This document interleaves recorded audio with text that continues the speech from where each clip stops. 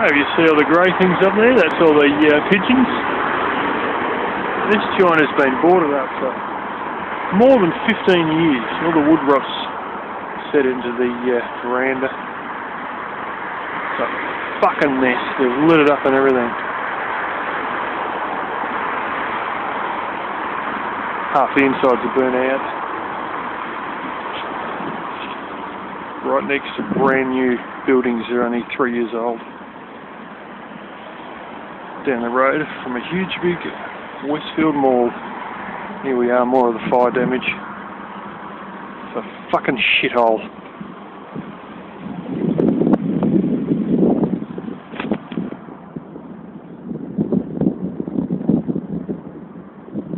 Fire's real obvious in the end windows there. Gotta put a fucking cruise missile through it.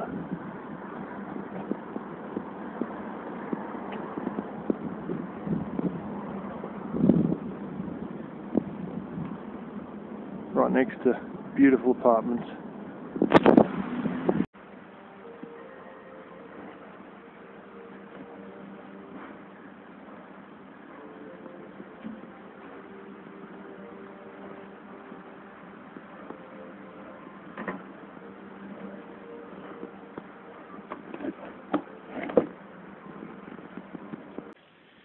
Alrighty, party peoples. Well, I got the cheap wine and a 3-week growth, but that's not the only thing that makes Friday nights as a hillbilly. Secret package. You know, I'm at the on-grid house now, as you can probably tell by the floor. I drove past and I saw something on the road. I went to my place. I pissed around with a few things for a while. I come back. I reckon it's been at least 10 minutes since I saw it on the road. It might only be 5 minutes, but you know, I was playing around a little bit at my house there. And I come back and it was still there.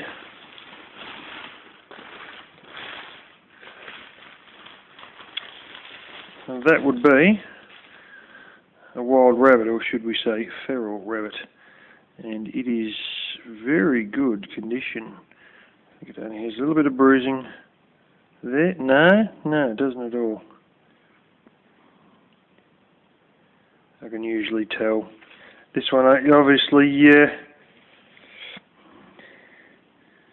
doesn't constitute any graphic content for the camera because it's in such good condition. Yes, that there is white fur. I shit you not, the damn thing is still warm. Now, it's got to be at least 10 or 12 minutes, if not bloody 15 minutes since, probably 12 to 15 minutes at least since I first saw it, and yet it's still warm. It's only just starting to harden up a bit now. So somebody's hit it just before I've driven down the same road.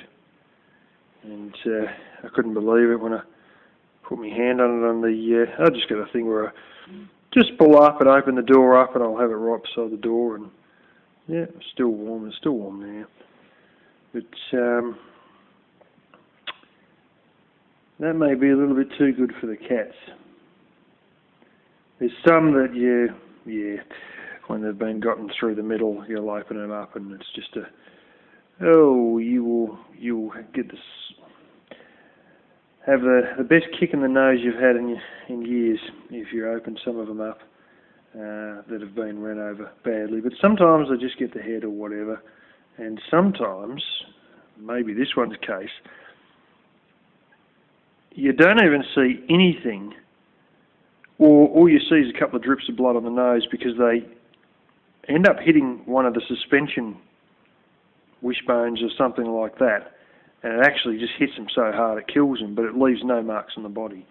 And anyway, those of you who know me will know what's going to happen next, and I must say, I don't see many rabbits at all around, but they're probably going to be coming back with the grass.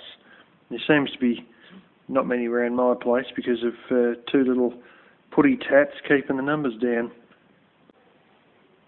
For some reason the phone wants to go a bit yellow. There we go. This is, there she goes.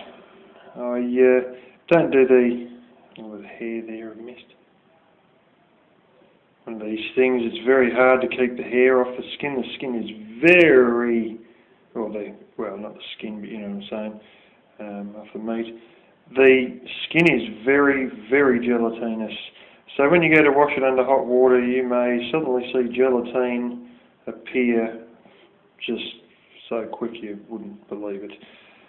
Just looks like egg white. That was not there 20 seconds ago. And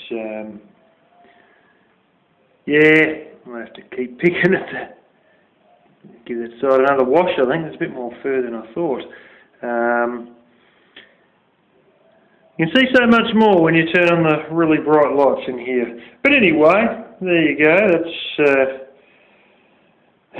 going to allow me to eat something other than sheep because I'm sick to bloody death of eating sheep. Actually, I had a pizza before and might cook this up and leave it for tomorrow or something like that.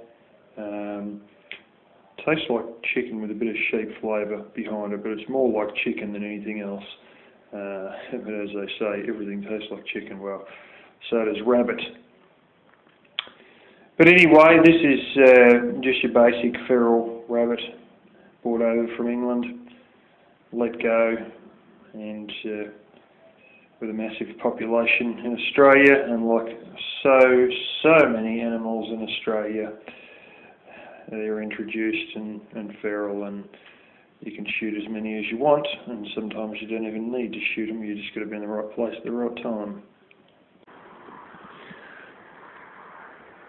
Well, we went alright. That's 3/8 of an inch. That was only a little bit sort of, just earlier on this morning. As far as I know, I might have slept through a bit of it, who knows. Anyway, I think that other IBC is probably going to be close to full, which means they've got to do the one with the, we're going to put the hole through the wall of it and get the two sides together with the rubber seals and all that crap, and get me tap on the go.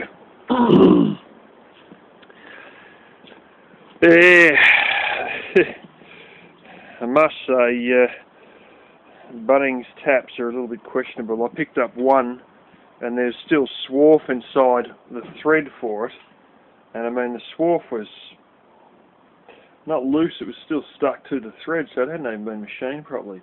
Another one that they bought for those raised garden beds was a lovely looking brass tap with multiple blooming little, like it split off into two individual ones and individual bits for it and blah blah blah. Or to mount it like water pipe comes in, and you got a normal turn handle tap which splits off to two individual little taps, or maybe it was three, like little ball valve ones. Lovely brass. Ha ha fucking ha. They snapped it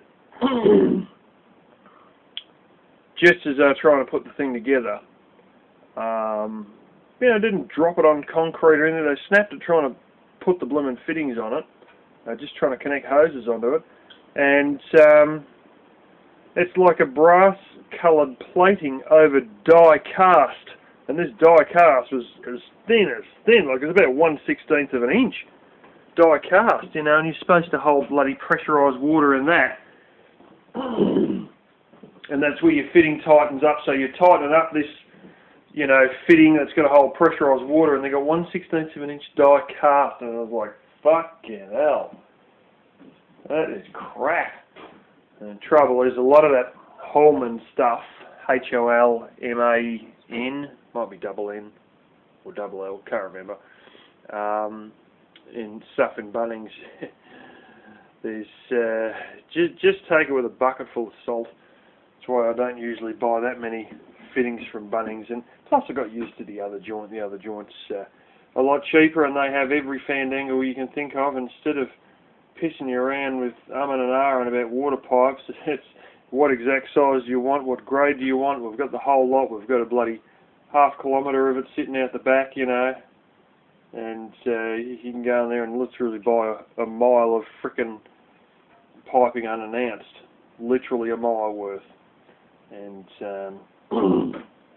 they know what the hell they're talking about, and their stuff is decent quality, and that's why I usually go to that other place. Same joint I showed the little hand water pump at and all that. And they're reasonably good price too. They're a lot better price than most other people. But old Bunnings, you know, that's just everybody's automatic go-to, and they don't really have. They got most of the fittings, but they do have most of the fittings really, but not necessarily laid out in the most intelligent order. And essentially, there's two different sections for plumbing, which confuses things a little bit if you need stuff from each different side. Anyway, oh, here we go. It's trying to run again. I've got to try and get this little bonfire started and whatnot, and boil myself up some eggs. I have an absolute mountain of washing. I'm wearing this stupid little summer shirt at the moment that's about as thin as bloody paper and got no sleeves, so that's why I got the old sweater on here. You wouldn't believe this crap, but this sweater dates from the mid-90s and I'm still wearing it, and still it's not as warm as it used to be, but I'll tell you what, it definitely keeps the wind out. But anyway, I'm going to try and light this fire, and usually I go and get some dry wood from inside, and then it'll fire up properly with that and a bit of diesel, and we move on to all the wet crap and watch it. You don't know if it's smoking or steaming because it's actually doing both. Okay, having a bit of fun with the bloody matches. So these are the ones I usually just sit by the propane stove here to light the wood stove. Now, long story short, my father's still got a whole bunch of matches from the 50s over there. I reckon he should sell them as antiques. But I come across another bunch of matches, Redheads, which is a good brand over here. They're either made in Australia or made in Sweden. Yeah, made in Sweden. And basically, I come across an absolute shitload of them. It's a long story, but I was walking out with shopping bags full of them. And total amount of packets, oh shit, there would have been about 300 boxes of matches, I reckon. It was a lot. It was a bloody lot. And as a result, for the first 3 years I've been here, I would use matches to light the propane stove, and also to light the wood heater. But I'd have a box sitting beside the propane stove there, and a box sitting in here. As you can see, there's all my light switch things. But I've got a little shelf here that at the moment has a few CDs on it and a couple of whiteboard markers. And more matches, and usually I just sit the matches right there. Now, after about 2.5 weeks, they become hygroscopic, which basically means when you go to strike them, the end just sort of crumbles off. And then, half of the end just hits the floor. Some of it, that half that falls off will light and then just hit the floor. Sometimes it doesn't, and then you've only got half a match left, and half the stuff's fell off, so you don't actually have enough of your stuff on the end of the match to actually light the bloody matchstick, to get the matchstick to burn. And yeah, it's not good. Anyway, long story short, it makes it impossible to use them realistically. And all it is just 2.5 weeks or 2 weeks or so of it absorbing water out of the air, because that crap on the end of the matches, your red stuff there, case of these ones, I think it's, brown. The ones from the 50s my father's got, it's like a bloody navy blue. They absorb water out of the air because that stuff is hygroscopic, and then they just ain't going to light properly. So what I'd do every week, because that little shelf there is in front of the wood heater, it would dry the matches out as they were sitting on that shelf overnight, as the wood heater was running overnight. So what I'd do is every week I'd change over the ones here to inside my bedroom on the little shelf in front of the wood heater there, next to all the switches, and then vice versa. So there'd be dry ones coming out here, and slightly wet ones that hadn't gone bad yet were going back in there to be dried out. And that worked fine. And, you know, I had boxes where I'd go and light freaking 10 or so, battling to get them going. I'd just crack the shits and I'd just throw the entire box straight in the wood heater, you know, or just chuck it in the bin or whatever, you know. And I was throwing out entire boxes that still had bloody 30 matches left, you know, all because they had gone hygroscopic and I didn't quite realise, you know, what was going on. So there'd be half a box of matches just getting thrown away, you know, or just getting thrown in the wood heater later on because these matches are crap. And it's only when I started reading up about them being hygroscopic did I realise what the hell was happening, and then I formulated the idea of, hell, why don't we just change them back and forth, and then they just won't get damp enough to begin with. But anyway, seems as though these ones will have to go in on the little shelf, and I'll have to be lighting with the, what's his names, with the ones that are usually used to light the wood heater. The first 3 years I was using matches, and now to light the propane stove I just use this little stove lighter because I realised that I was starting to get down lower, and I've probably only got only just 60 boxes or so left actually. They're all right here in a bag. No, hell, there's probably more than 100 boxes there. But anyway, I burned through the other 200 boxes, so I thought, well, I better slow up on my consumption and just use a proper stove lighter for the propane stove. But yeah, that big box there is what I've just been using to light the wood stove, obviously. And I just like to have a box of matches next to whatever I'm lighting, as opposed to going back to the bedroom every time, sort of thing, because I've got no shortage of boxes. But just a little thing I thought I'd tell you guys about, because you might experience the same thing and assume that, you know, you've bought a bad brand, and it's not indeed a bad brand. You've just got to find out a way to dry them off passively and keep swapping them over every week to avoid just throwing out entire boxes as I was. But that's something that nobody ever gets told and nobody really even knows about. And I thought that would be worth a mention. Alrighty, I've got to keep an eye on the little wood heater up here. Still boiling eggs. It's bloody basically lunchtime and I haven't even had breakfast. But in a while I'm going to have to go down and put this on. Now, I showed how this was done once before, years ago, and used this camera, and I had no editing. All I had was the ability to hit the pause button on this camera, and I'd done it, and some arsehole was bitching that the quality needed to be better, and the lighting, and blah, blah, blah, and it was a hell of an effort to get it all in one hit. It's 35mm, 1 3/8 hole saw. Geez, a pilot blooming drill, which should be longer than that. But anyway, that will fit quite nicely over there. So I use that to drill a hole in the bottom of the IBC. And one end of this is fixed, solid. Like, that's just all the same casting as basic, or injection mould, as all the threaded stuff here. And there's your rubber.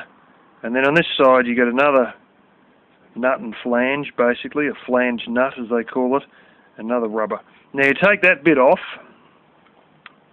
drill your hole in your IBC, and it's a bit of a circus, because what you got to do is you got to have a bit of string, which I'll just use baling twine, and a bit of wire that's sort of curved, because what you're doing is you're coming in through the top of the IBC, but you've got to hit a hole on the side.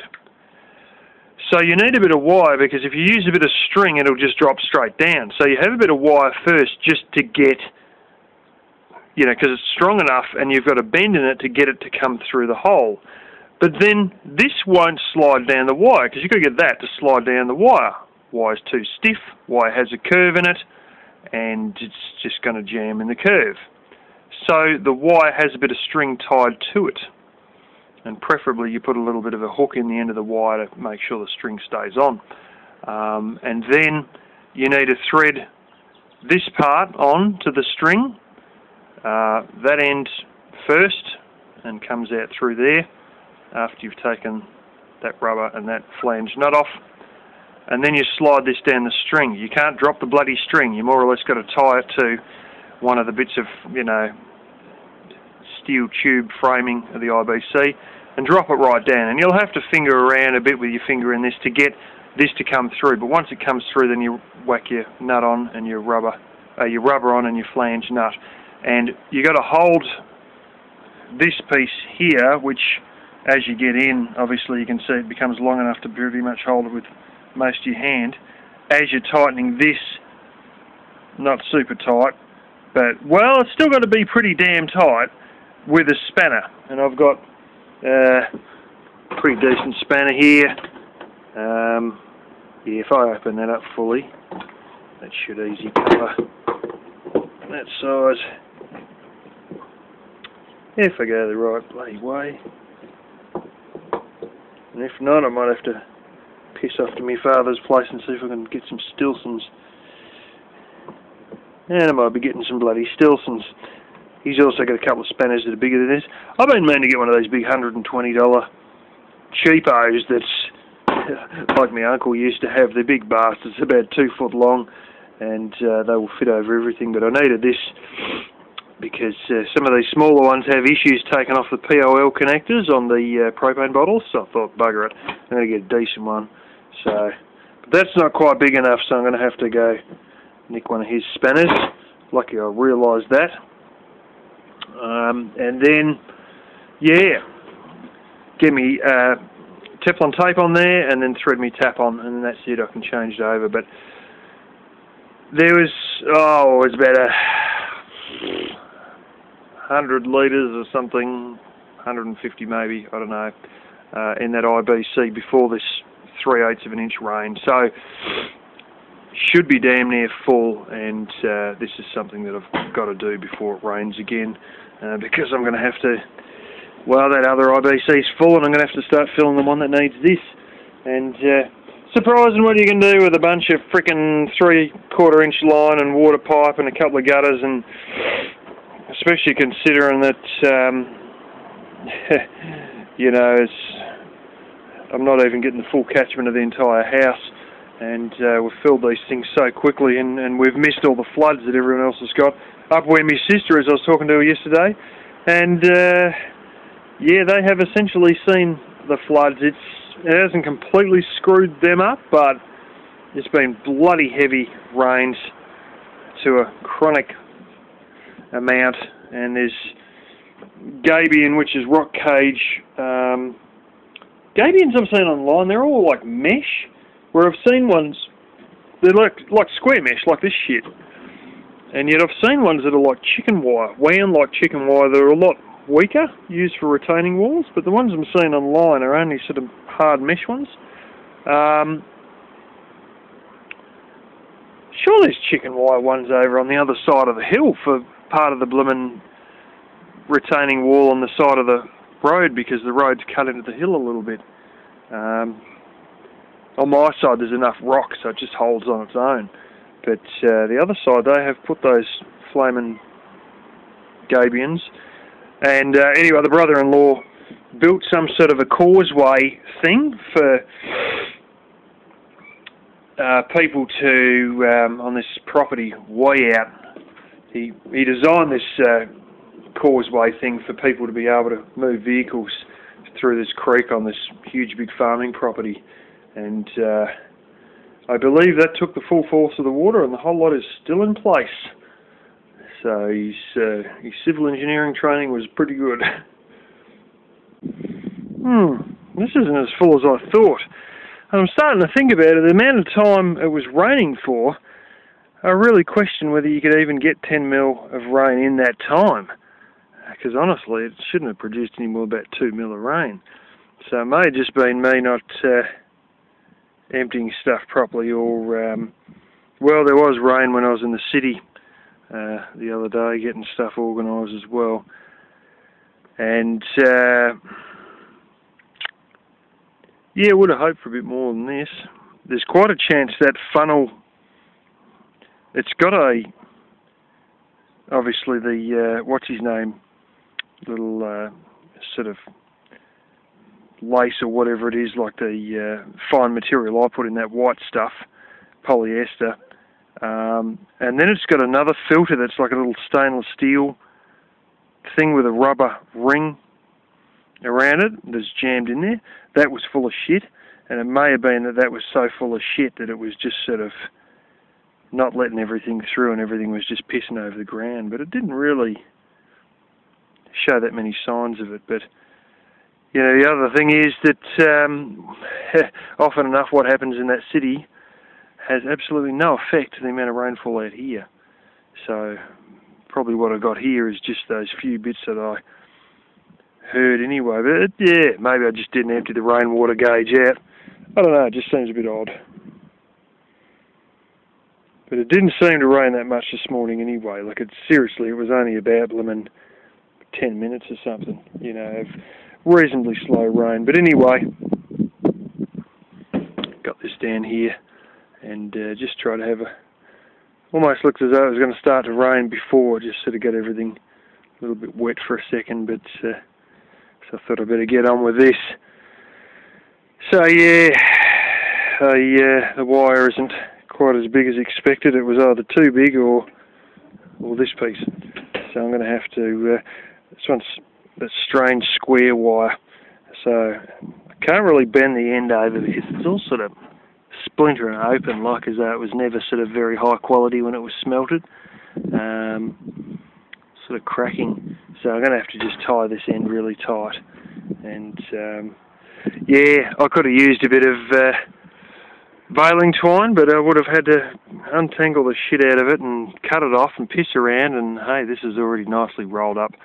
Nylon string line usually used for bricklaying and working out where things go and stuff like that. So yeah, I'll whack this in, and then I've got to go and get that bloomin' spanner, and I just thought I'd do what work I could, or what I had to with a drill before it decided it was going to rain again, and the rest is all just going to be just a bit of manual tightening. Basically how it goes, you get string line, and I've already pre-threaded that on, and then this goes through to a whole bunch of knots, half hitches and crap, and then that's right there. So I'll have to string this out a lot further, and keep this sort of up until such a point that I get this to come right through out the other side. And then you've got to make sure this doesn't drop down that hole. It's not a problem if it drops on the ground, but you don't want to sort of, you know, be stuck midway through. And you also don't want to use a bit of string that, you know, goes into the roll and then just comes to an end, because then it'll all just collapse inside as well.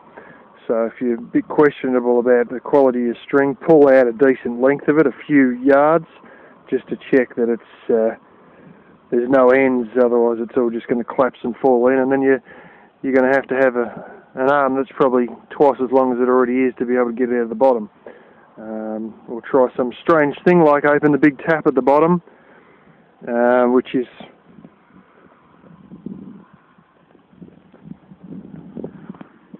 like that, and then try and spray or wash the string out of the bottom or something bizarre like that. Which still may mean you lose this in the middle. So anyway, I better carry on.